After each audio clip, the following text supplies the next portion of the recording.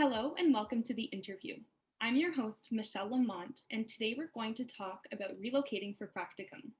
Our guests today are Kathryn Croneau and Julia Burke. Julia is a newly graduated practical nurse located in Red Deer, Alberta, and Kate is a registered nurse and master's candidate in Kamloops, BC. Thank you both so much for joining us today. Thank you for having us. This is going to be fun. I'm very excited. You both have so much to share. So we are so excited to have you here for a Nursing the Future interview. So I have quite a few questions for the both of you. So I'm going to get started. I'm just wondering, so myself as a nurse in Ottawa who did her nursing school in Ottawa, traveling for clinical placements was not something that we were required to do for school. So for those of us who are less familiar with this concept of traveling or relocating for practicum and clinical placements, could you explain to us a little bit about how that works? Sure. So where I live, we are the largest city in the Central Health Zone in Alberta, and the Central Health Zone itself is pretty large. So when we get placed for school, it's an expectation that we travel, primarily because our hospital in Red Deer is quite small for how much it serves. And so it's expected that in our preceptorship, we can go anywhere in our health zone and even a little bit outside of it. Usually that depends. If someone's up in Red Deer from Calgary, they have the opportunity to go back home and do their preceptorship, their final placement there.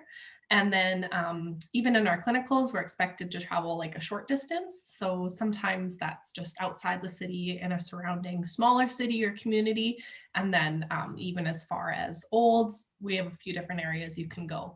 But usually that's just a small commute, but anywhere in our health zone is expected for preceptorship students that if you can, you're going to. So yes, for me as well, in British Columbia in the interior. So essentially, I believe it to be everywhere outside of the lower mainland of British Columbia. You can anticipate to travel for at least one practicum.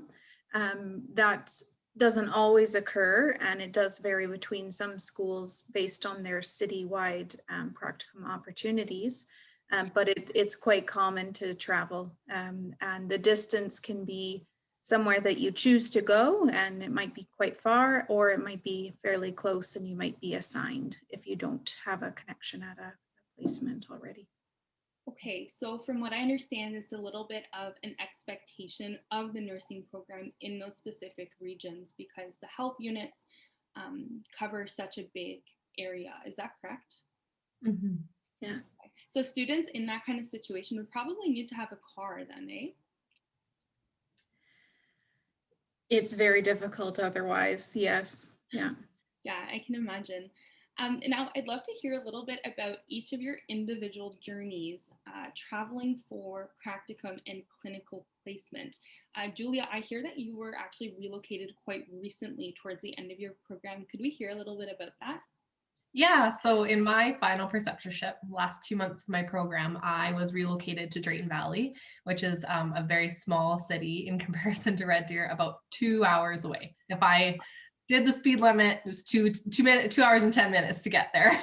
So it was, yeah, a little bit far, not crazy far in relationship to other people's practicum experiences or even just driving to different cities for work. But yes, I was there. So 2 hours, I was able to come home on the days off. And then the semester before that, I had a clinical outside of Red Deer in just a smaller city. So it was about a half an hour drive, really not anything too crazy. Yeah. So you did have to move there and then kind of came back to your hometown on your days off. Yeah, the hospital I worked at is a very, they service a lot. So they have 12-hour shifts. That's their, their workload. And so it was just way too much to drive there and back. A 12-hour day I could do if I was working 8-hour shifts, but I wasn't ready to do a 16-hour day driving there and back. Quite tired. So I chose to move. Yeah. And a dangerous drive as well. Yes, absolutely. And Kate, I know throughout your undergraduate degree, you were relocated or you decided even to be located in a few different places. Could you tell us a little bit about your journey through that? Sure. Between my second and fourth year, I traveled to 4 rural communities in either acute or community placements. And then I received an employed student placement through the summer months in Haida Gwaii in Queen Charlotte City. So that's the westernmost point of Canada. And from my hometown, it's a 14-hour drive plus an 8-hour ferry overnight, if that's the ferry that you end up catching. So most of my placements were approximately 2 hours away. Like Julia mentioned, it's just not feasible to drive after 12-hour shifts, and particularly weather-based. You know, in BC and Alberta, we enjoy our winter season for an extended period of time. And so driving in the winter for those hours is just not accomplishable and safe many times. So. That's a really good point. And, you know, given the climate we have here in Canada, it's absolutely not feasible. And you could be stuck finishing your 12-hour shift and there's a snowstorm. And how do you get home, you know? And Kate, can you give us a rundown of all the different clinical placements you did that were not in your hometown? Sure. One was at Friendship Center in a community 2 hours away called Merritt. One was in a labor and delivery in a medical floor in Salmon Arm, about 2 hours away. I've worked in Lillooet, about 2 hours away, 100 Mile, 2 hours away. So quite a few in that close-ish range, but still, like Julia said, a bit beyond what you can fit into a 12-hour shift, and B, if you've got a set of 2 days, 2 nights, 4 off, how do you do that turnover with a 2-hour drive on each end? So I moved for all but one of those, just temporarily or a few days a week, or for Haida Gwaii, I just moved for the entire summer. So. Okay, so you did a total of 4? 5, yeah. Okay. Yeah. Were those required of your program? No, I would say that I probably could expect to do one, would be expected to do one, but because I was 17 years old, I was acutely aware of how little life experience and nursing experience I had. I wasn't bringing sort of that rich history that some more mature students have. And so I was eager to try first of all, working with rural communities and Indigenous communities. But I got away from home and I found housing at a lot of these places that was covered.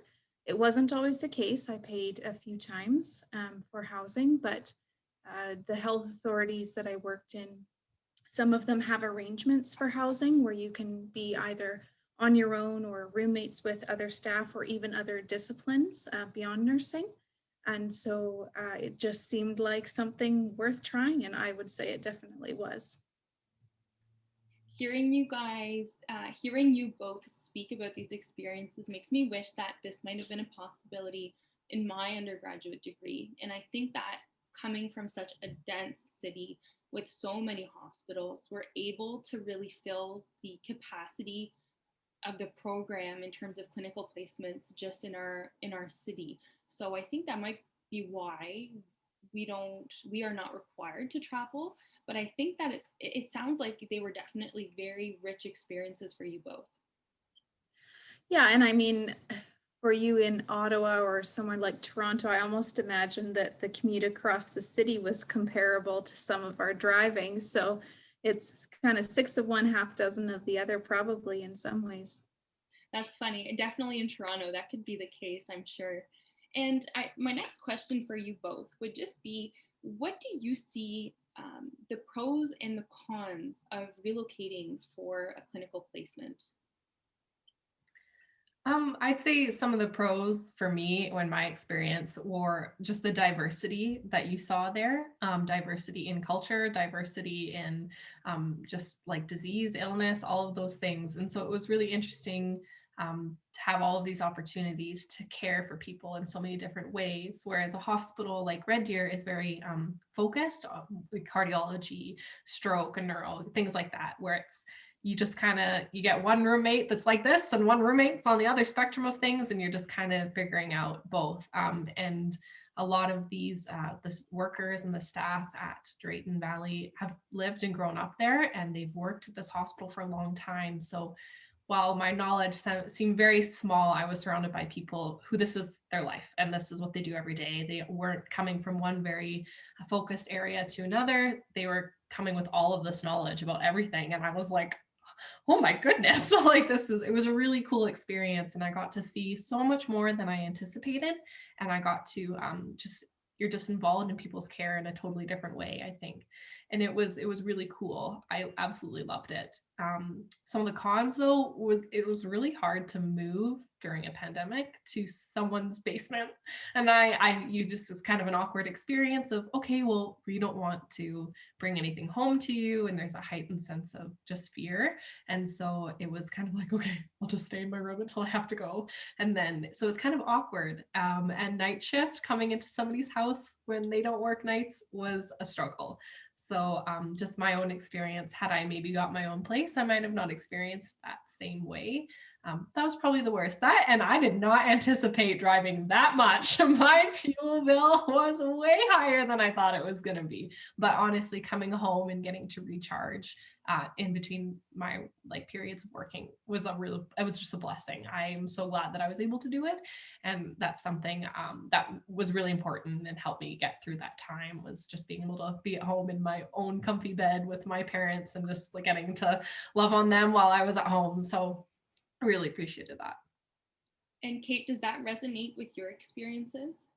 Yeah, absolutely. Julia's description of having one bed be one area of nursing and one bed next door just be a totally different type of patient. I like to refer to that as the specialist generalist role of rural nursing, where you encounter these incredible professionals of all scopes and disciplines that they know a bit about everything. And as a graduate or as a student, you aren't always in that same place, because you're thinking about, first I put the blood pressure cuff on and then I take the temperature, and you might be quite, routine based. And so anticipating needs when you're one of 2 or 3 nurses running a ward overnight, and in fact a whole hospital and emerge, it's very challenging, but you get to see these incredible professionals react and anticipate and connect and work to the maximum of their scope, and it's quite inspiring. So I enjoyed that piece a lot. I think also in Canada, you can't deny that most of our rural placements are connected in some way to Indigenous communities. And so if you are either unfamiliar with Indigenous groups based on your city's location, whether that's underrepresentation in your clinical area, or you're just not familiar with work, going into a rural placement, you just learn so much about the incredible diverse populations that take up, a significant portion of Canada's population that you just don't get to experience in a city. I wouldn't say that there weren't failures in access to care in that regard, but I would say that some facilities I visited in particular were just incredibly committed, because it was super clear that as a nursing student, I was a guest. I was welcomed, but there were expectations of me performing to deliver appropriate care to the community members. And those standards were very high, and they should be. So I really enjoyed that part as well. What else would I say about pros? I liked that the interdisciplinary team was utilized in a way that you often don't see in the city. There's that sort of A to B, it's a bit choppy. This specialist covers this here. You may or may not see them again for a week, depending on how much your location works with that group of physicians or occupational therapists. Whereas in small communities, you're connected. It's mostly first name basis. You know the situation, you sort of know their outlook on care, and you're also responsible and accountable. So there's that follow-up, right? Somebody, you know they're coming in to emerge because the ambulance service might call you ahead of time, and you pull out their paper folder and they've got a care plan there for this specific issue. And so it's such a mind shift of personalized care that I really enjoyed. And I would agree definitely with Julia about some of the cons being travel. If this is something that you haven't experienced before, it's quite a stretch to not only grow through the student piece, but to grow through the moving away, unfamiliarity. Maybe there's challenges of land barriers or weather, or you can't get the latte that you really need to get through your nights, or something to that effect. Those things I felt were a good exchange, though, for the overall benefit of experiencing travel or relocation for practicums. So you add hiking to your activities, your enjoyment, you better find a way to enjoy nature, and maybe the public library, and you connect with community members in a really great way. I hope that was my experience. I will note that all of these things are much easier when you are, like in my case, a single unattached person without significant financial responsibility in your hometown, perhaps children, perhaps you're a caregiver on the side, or perhaps you have work that you can't leave. Those things for me, I found workarounds to where they didn't apply. So leaving my hometown was actually doable, whereas I completely acknowledge it's not for some. That's a really great point, Kate. And I can imagine that experience would be quite difficult. I'm picturing a mature student with kids, with more financial responsibilities than a young person might have. And maybe the added struggle of being a single parent, and how would that affect their life? And that might be a great point that people have to consider when choosing a nursing program. So am I going to choose a nursing program where I have to travel for practicum, or am I going to choose something where I can really stay based in one city? And that might be a case where it really makes a big difference when you're picking which program to enter. And I love that what you mentioned. It sounds like these practicum placements not only helped you learn nursing, but made you aware of cultural competence and opening your eyes to the communities that surround us here. So that sounds like a lovely experience. I'm also just wondering if there was one thing you wish you knew before relocating for school, what would it have been?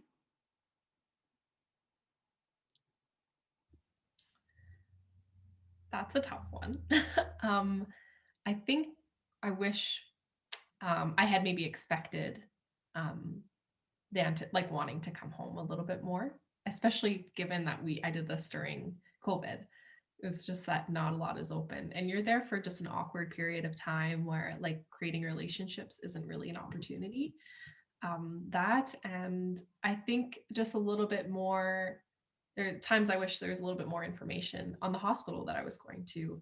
They provided all of palliative care services for the entire area surrounding Drayton Valley, so all the way to Edmonton and everywhere else. So the amount, I just wasn't anticipating seeing like that much go on. And so while it was a really cool experience, while they're used to it, you're not coming into and just like dealing with the deceased and everything, and watching people pass is just something you think, oh yeah, you'll do it one day, but sometimes it's just not quite the same reality. And I think it would have been nice to know a little bit more and maybe just prepare myself for it in a different way. Yeah. Absolutely. And what about you, Kate? I think once again, I would echo what Julia said, a little bit more preparatory material. Wi-Fi service in Haida Gwaii was not great. I don't think it's much better since I've been there necessarily. I would have probably brought a few textbooks that I hadn't cracked in a while, just as a way to, in your off hours, when, like Julia says, you might not have a ton going on, just to prepare a little bit for that huge range of clinical scenarios that you're now experiencing that you weren't necessarily expecting. I think also I would have communicated with either the person connecting me to the clinical placement from the facility side, and I would have asked a little bit more about, what cultural community am I entering? What would you suggest that I know prior to coming? What resources can I look into? I would also take that on myself. That's not necessarily the responsibility of the facility coordinator or manager, but I would take a little bit more preparatory time, like Julia said. Yeah. That's a great point. Doing a little bit of homework before you get there to feel a little bit more familiar. And I feel like that would also put yourself at ease. As Julia mentioned, there's a lot of unknown when relocating. And I think that might even help ease the transition a little bit. And I'm just wondering at this point, I have one last question for you both. And I'm just wondering if either of you have any stories or experiences that you'd like to share about relocating for practicum.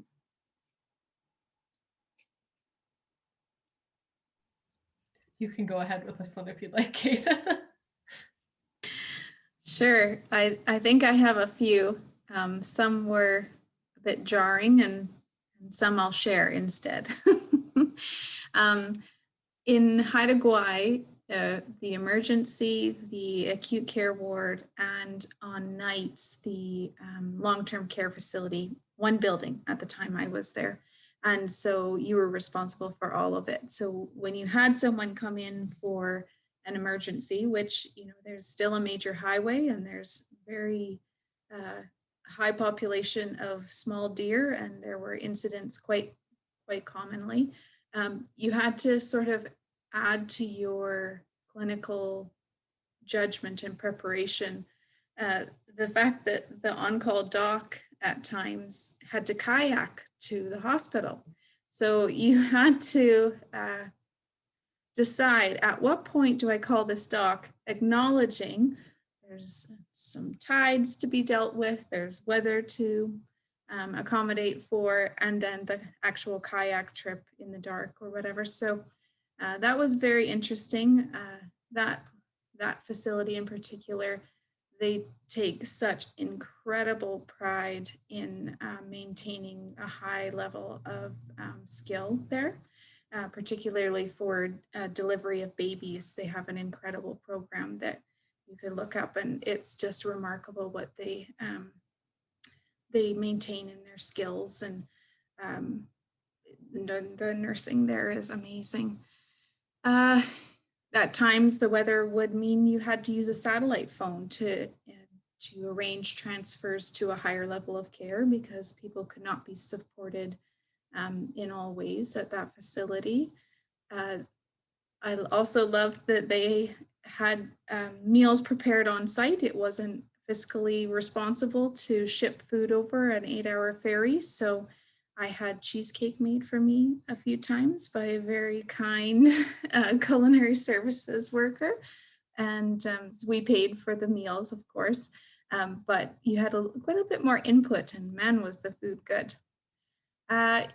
Closer to home, I was able to experience preparing for a feast with the Friendship Center. And I was taught a very important lesson about industriousness not equating achievement over the making of bannock. And so it's something personally I could probably relearn a few times in my life, but I was very honored to have been given the time to be taught that. So I would say that there's opportunity for lessons to be learned in every clinical placement, whether you relocate or not, but being immersed in a community you're unfamiliar with just sort of shifts the way that you practice, and you just are able to absorb so much, I believe. So, yeah. That's amazing. Julia, do you have something to add to that? Yeah, I think a lot of this coincides with just the realities of rural nursing as well. I think it was very interesting. Something working in a larger city with even ICU services is that your patient might be transferred just to a different unit, and it's not as heightened in the amount of time that you have to get somebody somewhere.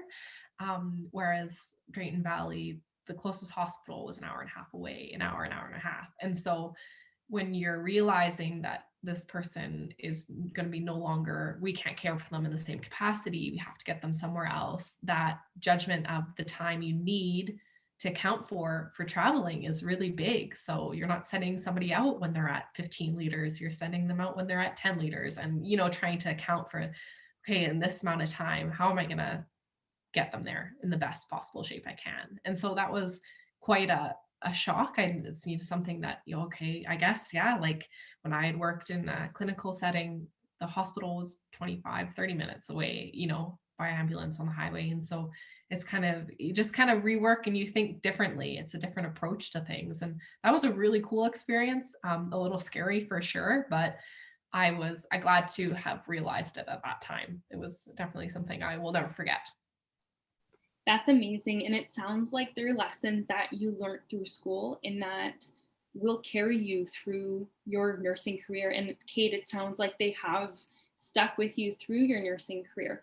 And I love to hear these anecdotes and these things about how rural nursing is so different, whether it be transportation in a kayak or old technology with phones and food and all this stuff. And these are little challenges in nursing practice and things that you definitely take for granted when you're in a bigger hospital setting. So I definitely love what you guys have shared with me today. And I think that people watching will also find this so helpful. So Julia and Kate, thank you both so much for joining us today to chat about the pros and the cons, the good and the bad about relocating for clinical placements. I hope that it is something that many nursing students here in Canada will have the chance to experience, because as you've both outlined, it sounds like your experiences doing so were extremely rich. So again, I'd like to thank you both so much for joining us today, and I wish you a great afternoon. Yes, you too. Thank you so much.